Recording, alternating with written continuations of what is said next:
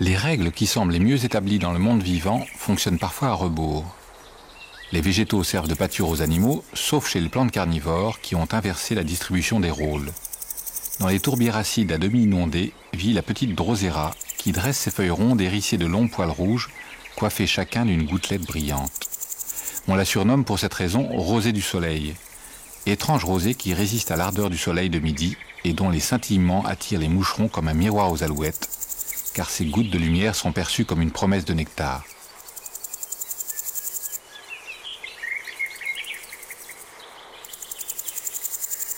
Une mouche butineuse cède au mirage et se précipite vers ces miroitements alléchants. Elle s'englue aussitôt dans la sécrétion visqueuse des tentacules qui se recourbent inexorablement sur elle, la ligotent et viennent la plaquer contre le limbe de la feuille.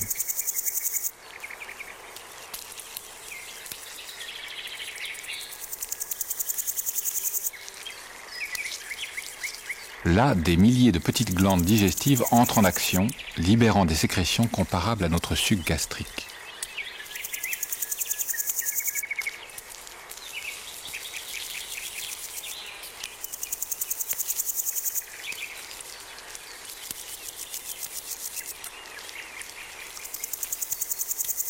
Dans 2 ou 3 jours, la digestion sera achevée et la plante déploiera à nouveau ses tentacules, abandonnant au vent la carcasse vide de l'insecte.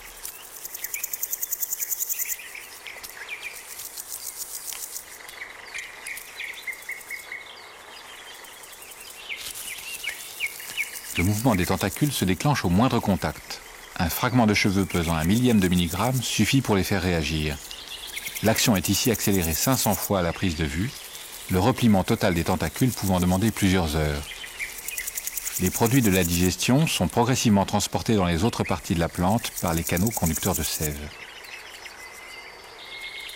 Un pied de Drosera capture chaque été quelques 2000 mouches et papillons. Le sol des tourbières est très pauvre en sels minéraux. La Drosera compense ce déficit en exploitant l'azote de ses victimes animales. C'est là en somme un complément indispensable à son trop frugal menu.